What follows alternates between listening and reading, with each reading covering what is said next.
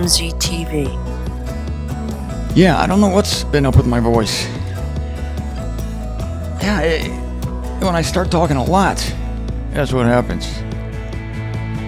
No, because I've always smoked. Somebody wants to know if it because of smoking cigarettes. I haven't smoked.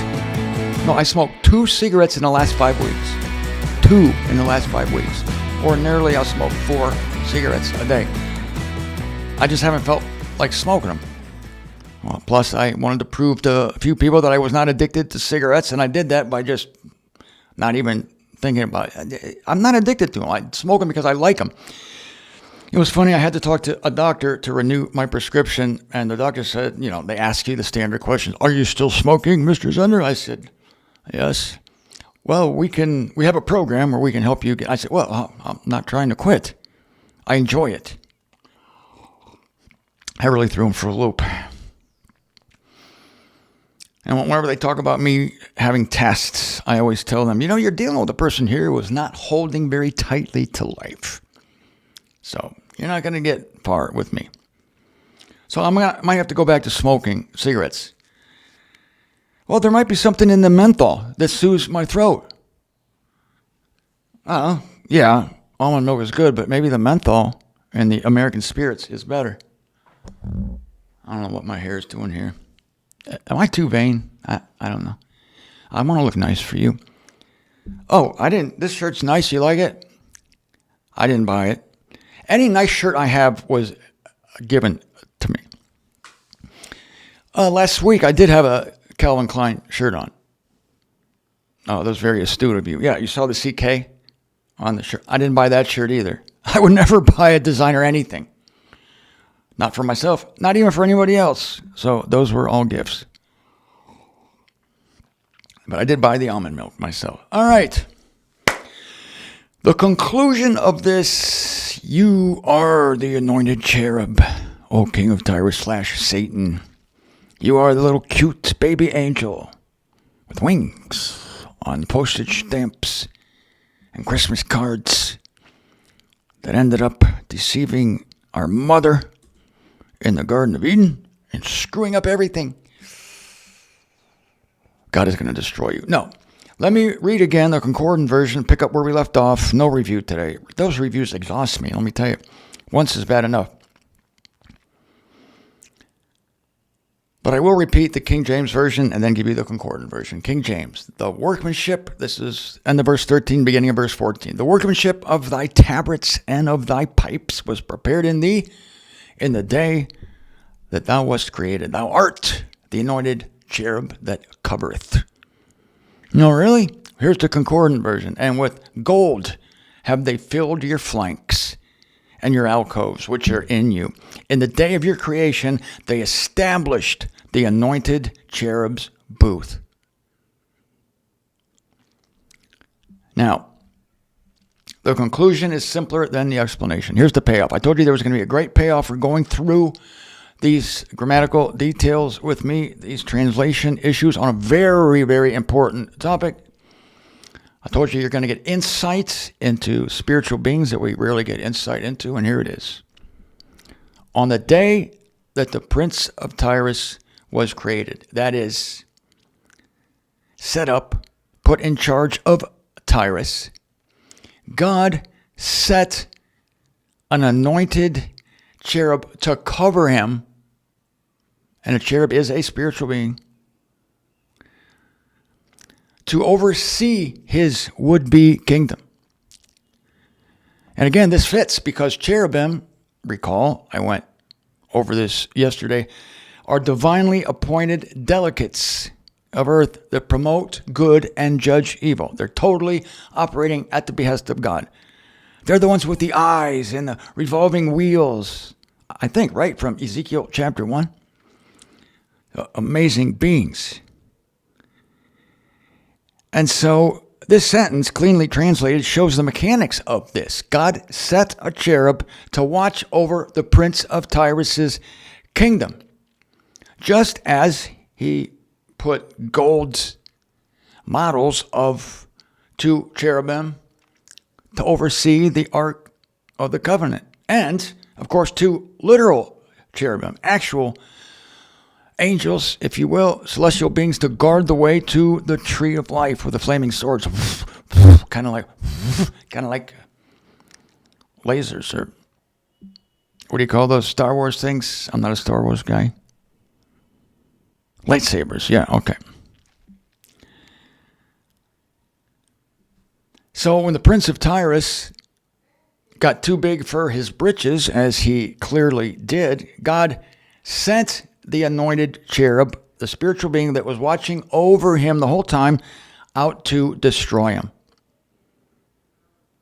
Now, I personally believe that God has set cherubim over every divinely instituted government on the earth today. All governments. I've told you many times that the things that happen on earth are influenced by things that happen in heaven. And they're certainly supervised thereof and thereby. They are supervised. And this gives us detail. God probably has many cherubim at his disposal. And they are watchers. They are guards. And they are ready to kick ass if necessary. We know that the superior authorities that have been set by God, Romans 13:1. So why wouldn't the cherub? I mean, I admit that this is an extrapolation on my part. This is an assumption that there are cherubim or a cherub overseeing every aspect of earthly government. But why not? And this, who oversees the dumping of the bowls when God commences to judge the nations?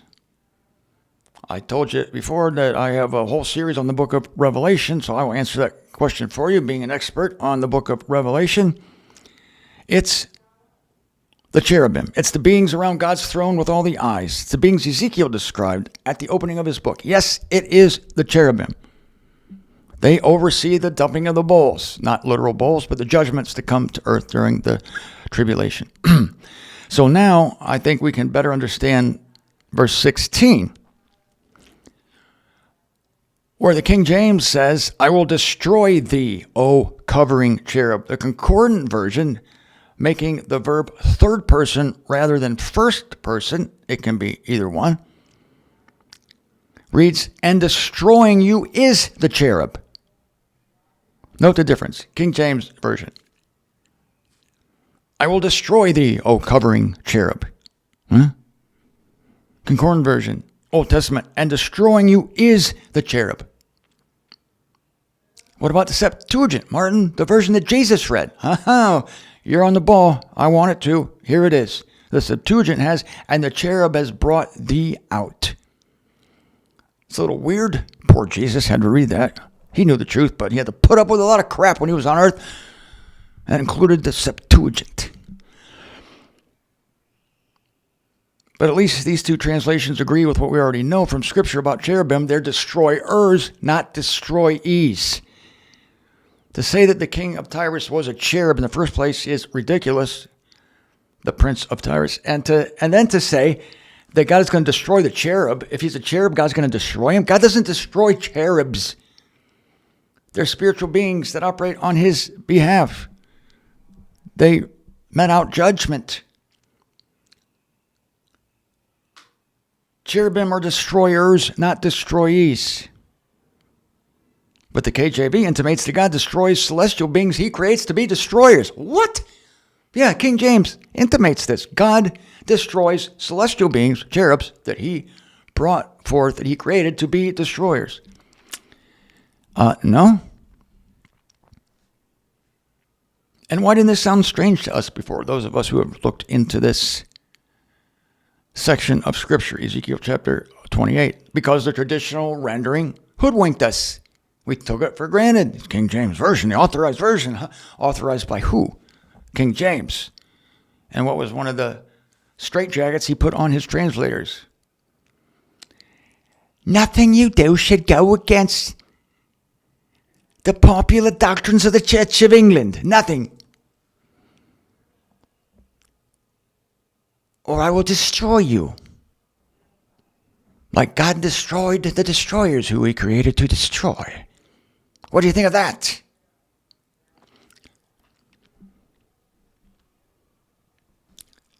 Besides, if this chapter is describing the historic fall of Satan, how does the description of that fall in verse 17 through 19 agree with what we know of Satan today? It doesn't. It can't, because Satan still exists.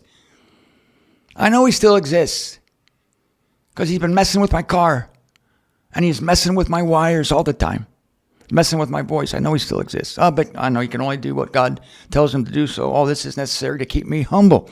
And it does. Here's 3 verses 17 through 19. And again, my question, keep this in mind as I read this passage.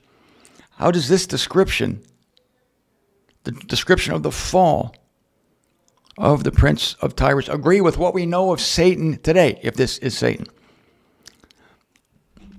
Let me prepare. Thine heart, this is the King James Version. Thine heart was lifted up because of thy beauty. Thou hast corrupted thy wisdom by reason of thy brightness. Haven't we all done that at various times in our life? I will cast thee to the ground. I will lay thee before kings, that they may behold thee. Thou hast defiled thy sanctuaries by the multitude of thine iniquities, by the iniquity of thy traffic. Therefore I will bring forth the fire from the midst of thee. It shall devour thee. And I will bring thee to ashes upon the earth in the sight of all them that behold thee. All they that know thee among the people shall be astonished at thee. Thou shalt be a terror, and never shalt thou be any more. Amen. Never shalt thou be any more. Never shalt thou be any more.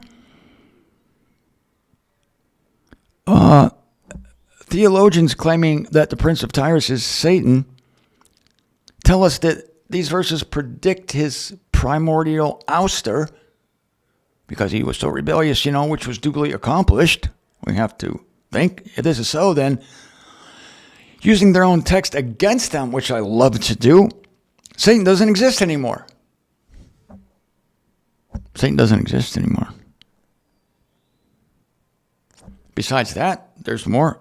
To use their own faulty translation against them, I get to do it again here, which I love to do. I love to use their faulty translation against them every chance I get. Revelation 20:10 says that the devil shall, quote, be tormented day and night forever and ever. That's their own version. Of course, we know he will be tormented day and night for the eons of the eons. But the King James, guys, this is their rendering of Revelation 20:10.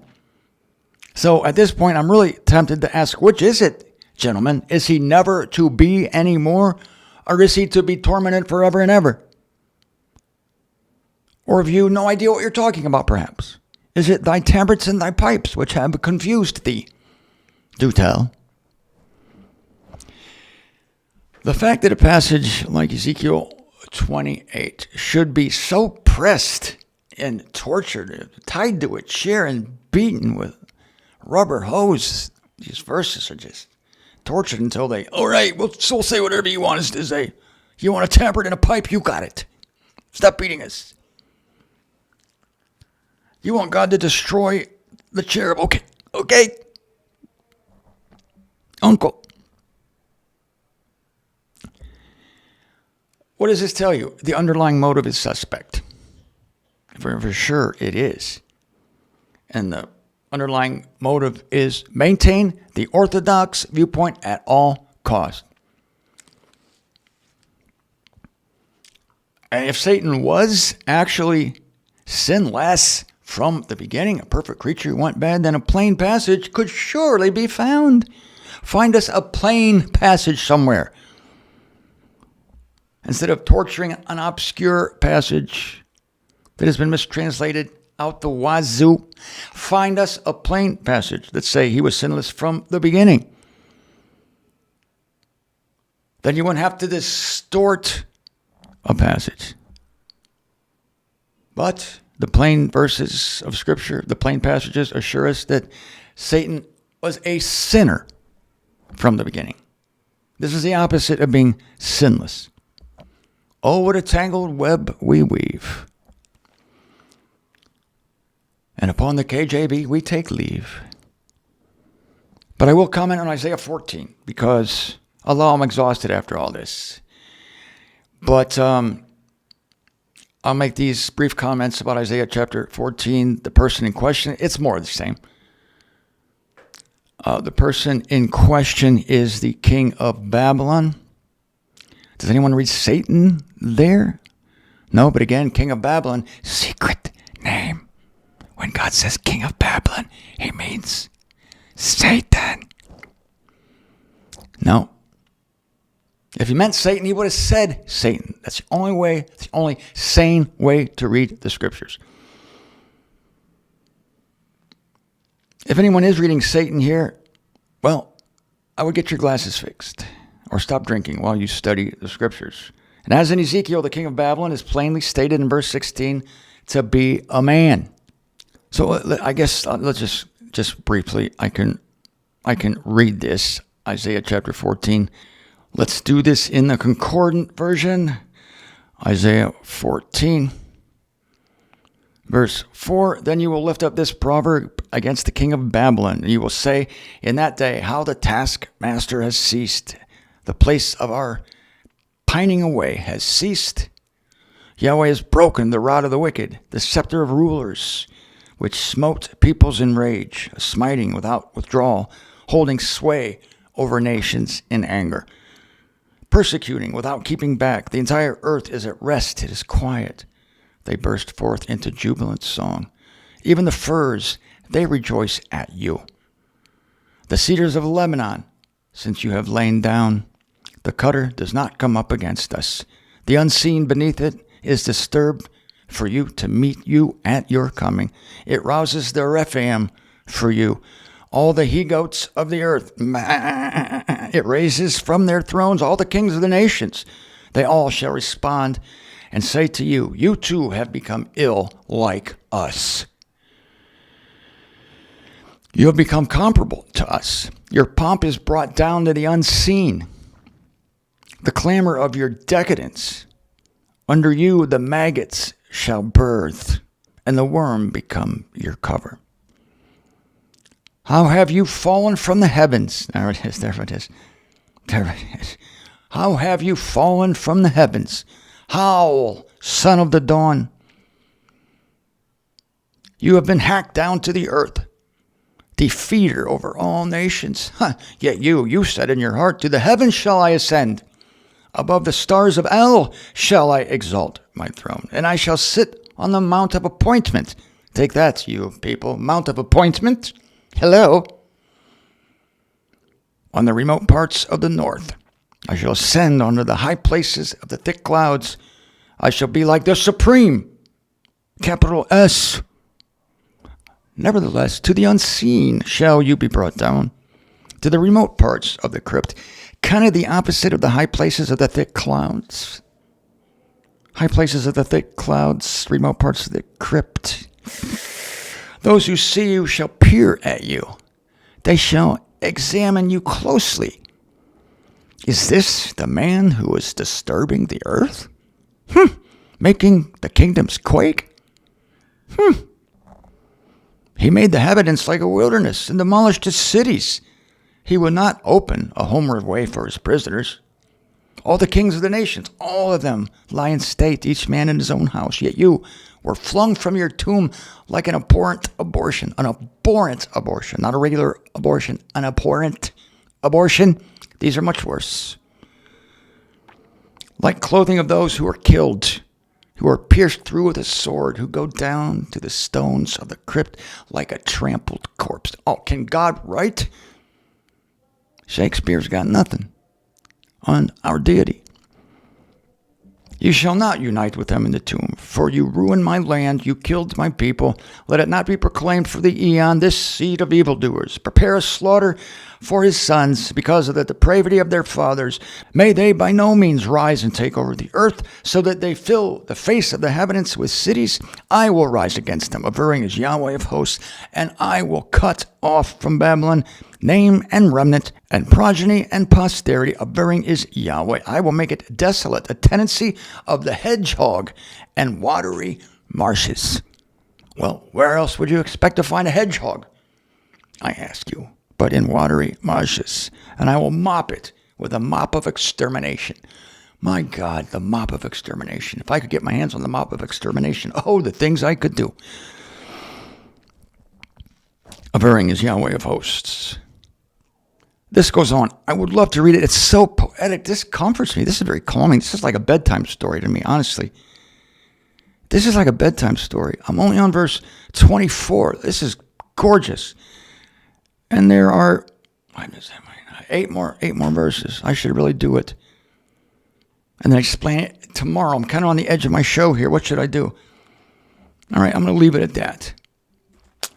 Read the rest on your own. Read it to your kids at bedtime. That would be my suggestion to you. I'm going to analyze this. I should have done it, but I got caught up in that gorgeous passage. Had to read that. That was fun. But since I already taught you how to look at this, and I showed you already what happened with Ezekiel 28. See, as I'm reading this, I know you, the smartest audience on YouTube, you're already thinking, oh, I know, I see this now. I see this. It's the same pattern. Same pattern with the king of Babylon as with the Prince of Tyrus. Yes, it is. Teaching you to fish here. Isn't it great? Nevertheless, since I'm enjoying this so much, I'm going to dedicate one more day to this tomorrow. And I'm going to make some important comments on Isaiah chapter 14, especially the reference to Lucifer. Well, wait a minute. You don't see Lucifer here, do you? That's the King James Version. Don't the Rolling Stones call Satan Lucifer? Where do they get that? From the King James Version. Yeah, when the Rolling Stones weren't taking LSD or playing large venues, they would read the King James Version. And they wrote a song called Sympathy for the Devil. And Mick Jagger sang, Lucifer, your name is Lucifer. Well, we'll find out where he got that. Again, you got it from the King James Version. We'll find out what that's supposed to be.